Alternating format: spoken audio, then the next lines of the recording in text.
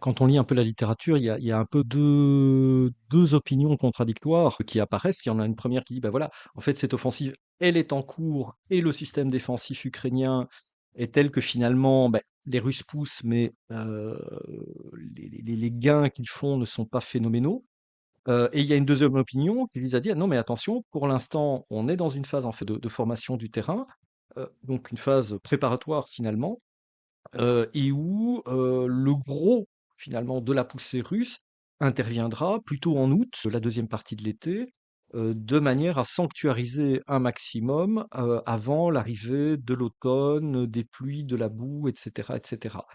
Sachant que les Russes progressent, en tout cas pour l'instant, essentiellement à pied, mais qu'ils ont également gardé, hein, on en a parlé à plusieurs reprises, on voyait bien qu'au niveau de l'utilisation des blindés, des véhicules de part et d'autre, qu'on avait l'impression que les 2 camps, si vous voulez, retenaient un petit peu leur feu, travaillaient, pour les Ukrainiens, depuis les tranchées, essentiellement avec des drones et cetera, et puis, du côté russe, avec des assauts à pied et quelque part, les chars et compagnie restaient un petit peu au garage dans l'immédiat.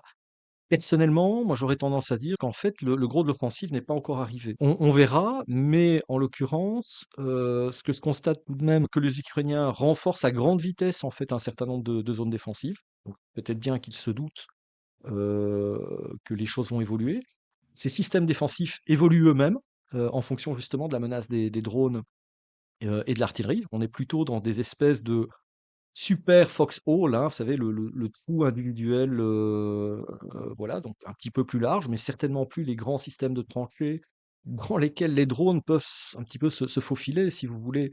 Donc ces grands systèmes de tranchées qu'on avait vus façon ligne Surovikin, etc. Donc on est plutôt sur une multiplication de points d'appui, desquels les équipes de voltigeurs vont pouvoir aller se repositionner, réutiliser leurs drones, etc. Donc réessayer finalement par la modification de la topographie, tactique, réessayer de réintroduire finalement de la mobilité.